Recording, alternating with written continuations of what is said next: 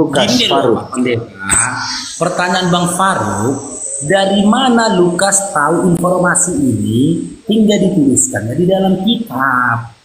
Dari mana? Dari siapa? Sementara kita sama-sama tahu ya, kejadian waktu malaikat menyampaikan kabar tentang gembala, ya, itu beda masa dengan masa di mana Lukas menuliskan kitab. Jarak masanya itu hampir 2 abad lamanya. Kenapa 2 abad lamanya? 33 tahun usianya Yesus pada saat itu. Ya beberapa bulan Maria mengandung Yesus pada saat itu. Kita hitung dalam hitungan 34 tahun. Setelah itu dia hidup di atas bumi ini 40 hari 40 malam lamanya. Kita hitunglah di usia 34 tahun lah misalnya Yesus di atas bumi ini. Ya, setelah itu penulisan kitab Lukas itu hampir 1 abad setelah Yesus diangkat ke langit. Berarti kelahiran Lukas dengan jarak antara kelahiran Lukas dengan kejadian itu sangat jauh, Pak Benar. Yang jadi pertanyaannya, dari mana Lukas mendapatkan informasi tentang kejadian itu? Silakan Pak Pendeta. Oke. Sekali lagi begini Bang Faruk, Bang Lukas Faruk ya gini lah.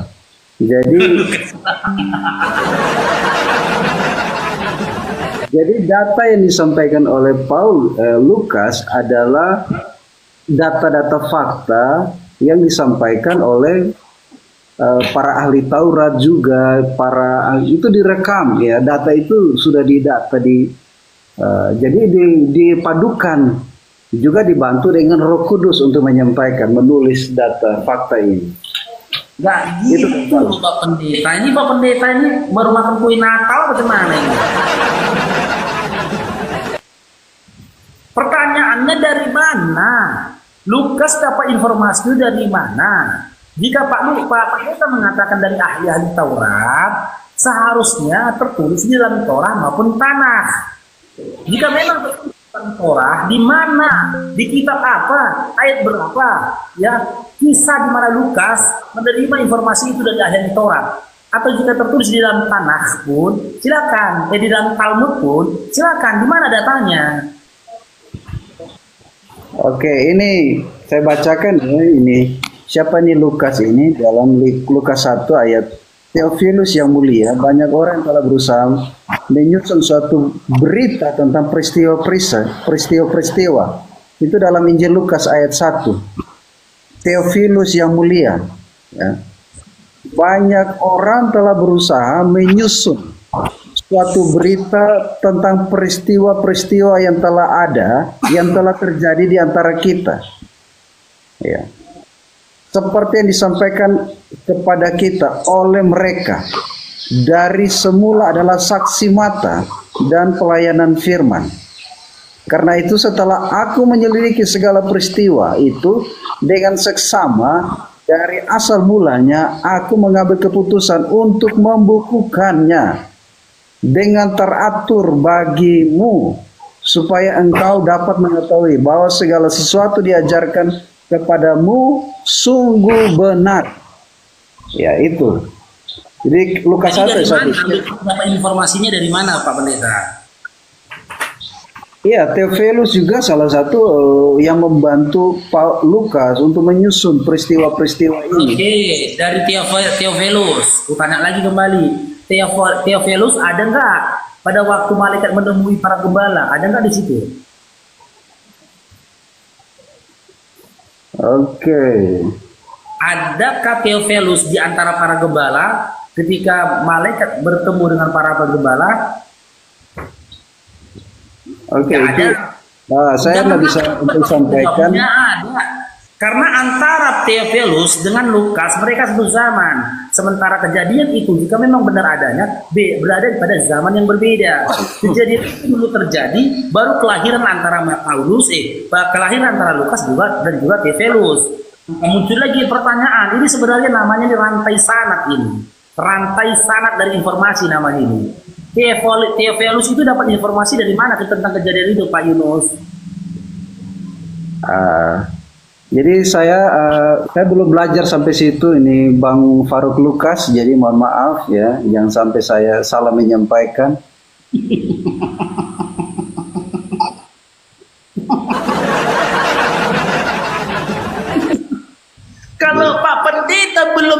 sampai ke situ pengajarannya, bagaimana Pak Pendeta yakin kalau yang lahir itu adalah Tuhan?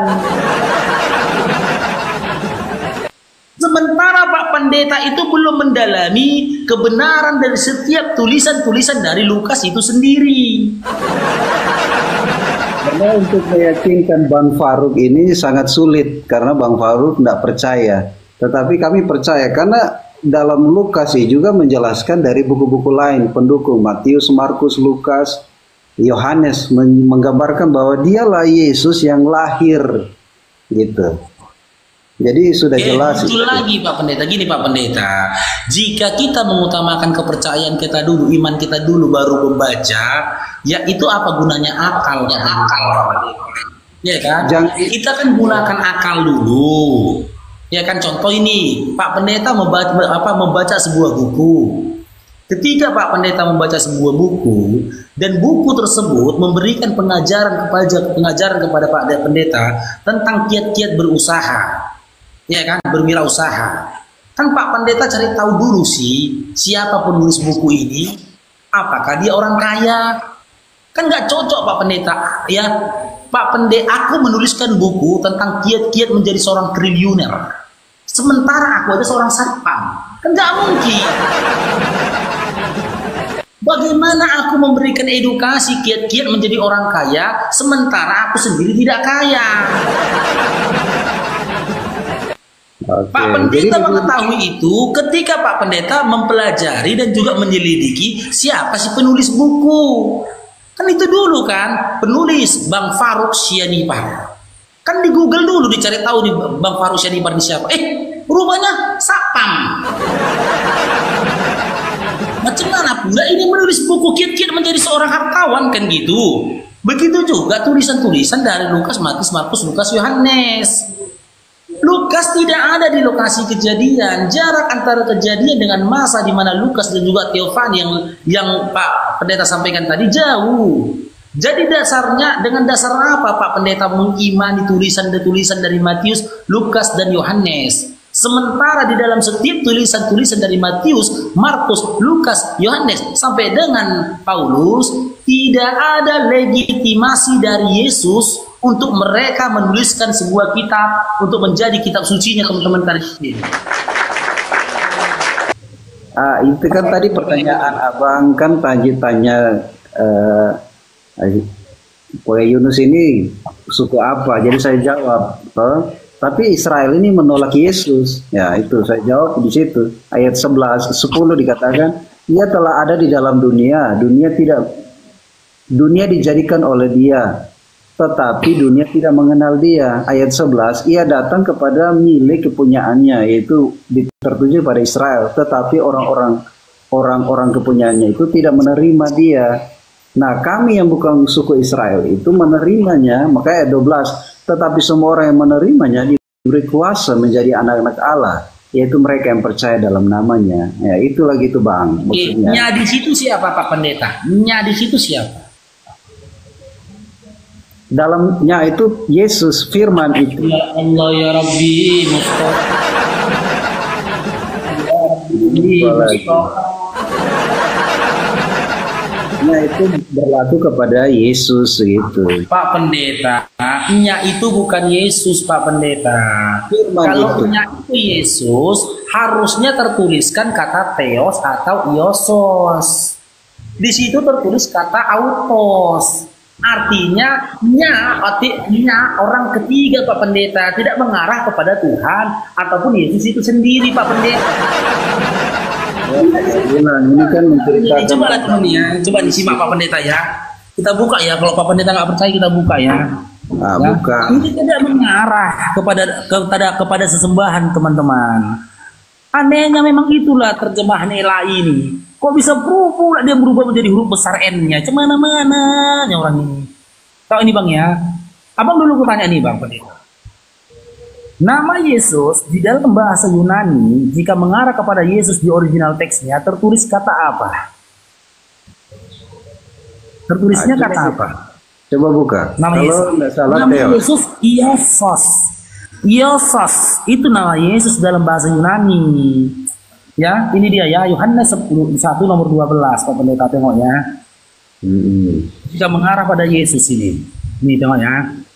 Yohanes 1 nomor 12. Tetapi semua orang yang menerimanya diberinya kuasa supaya menjadi anak-anak Theos. Ya. Mereka yang percaya dalam namanya. Ya, oke. Kita buka, Bang. Nah, di sini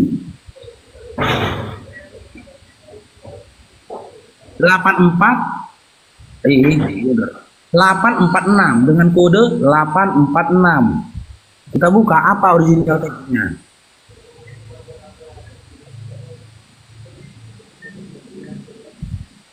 Autos, bukan iosos. Ya, apa itu autos? Baca, Bang ya. Ya, kata lain dari auta, atau autaif, atau autaf, atau autan, atau autof. Artinya, tengok, nggak ada nama Yesus, Bang. Artinya mereka. Kata ganti nih, Bang, dia, kepadanya. Nggak ada Yesus di sini, Bang. Mana Yesus dalam terjemahannya? Mana? Ya, di situ adalah Yesus. Kita sudah diterjemahkan bahasa Indonesia. Dari bahasa Indonesia sudah kita mengerti lebih mudah. Itu jadi pertanyaannya, Pak Pendeta. Atas dasar apa atas dasar apa Pak Pendeta itu memahami katanya itu adalah Yesus? Yohanes 1 nomor 14 ini, nomor 12 ini. Atas dasar disiplin ilmu apa Pak Pendeta mengatakan? Katanya di sini atau menafsirkan, katanya di sini adalah Yesus. Ya, sementara di original teksnya nggak ada kata Yesus ini Bapak ya, Pak Pendeta ya, Pak. Dalam namanya, tengok ya, kita buka lagi nih ya. Nah, semua orang yang menerimanya, 846 juga ini, tengok nih. Di bawah lagi, Nggak ada banyak. Mitos juga, autos juga. Yang mana lagi? Pak Pendeta maunya yang mana? Tunjuk. Mau katanya yang mana? Mau yang mana? Biar saya buka yang mana? Allah, anak-anak Allah. Allah ini beda kalimat dia, beda kata antara anak-anak dengan Allah. Anak-anak kodenya 543, original teksnya tertulisnya, tengok nih, teknon. Hah? Teknon. Ada di antaranya. Teknon. Iya, kasih satu itu. Buka dulu Ti. Udah, kata Allah di sini. Tengok ya. Nih. Ini Allahnya. Ini Theos. Nih. Theos yang artinya dewa. Yang di mana mengarah pada Yesus Pak Pendeta? Nggak ada.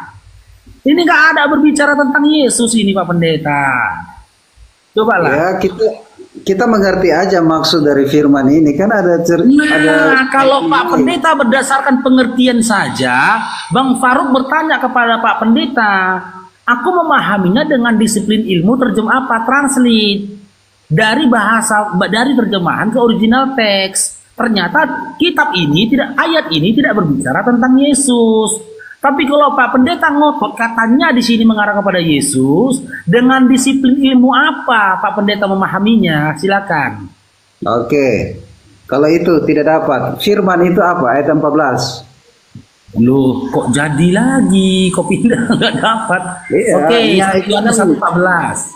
Iya, firman itu. Siapa itu? Iya, nanti. Bentar ya. Nah, Yohanes 1:14. Apa yang Pak Pendeta sampaikan dengan Yohanes 1:14? Anaknya itu kan firmannya.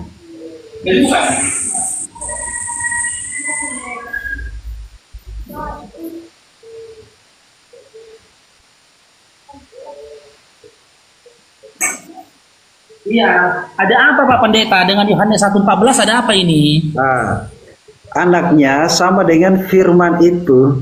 Pengertiannya ya, firman itu ini Pak Pendeta ya, firman itu telah menjadi manusia dan diam di antara kita, dan kita telah melihat kemuliaannya.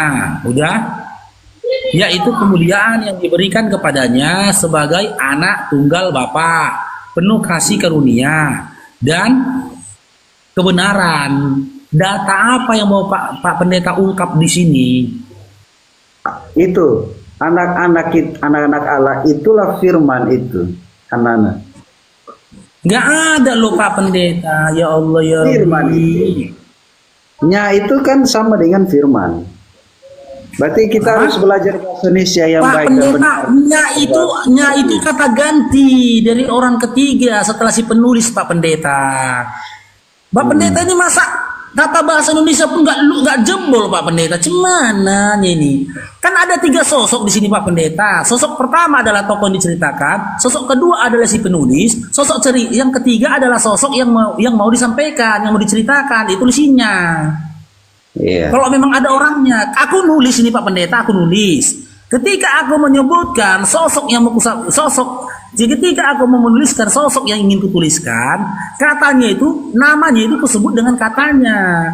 Dan itulah di dalam original teks tertulis kata autos.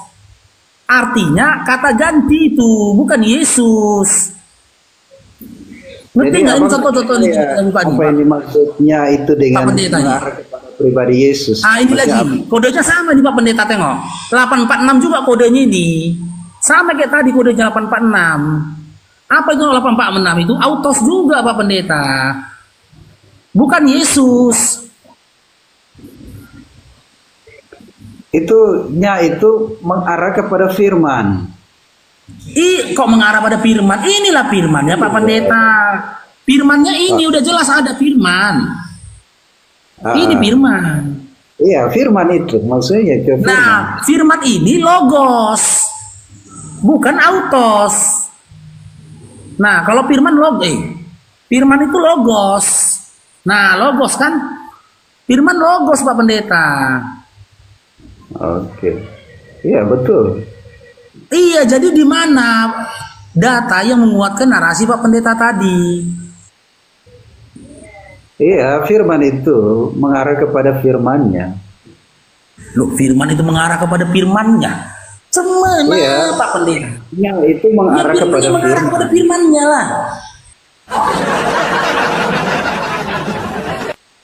Kacau kita ini, kacau.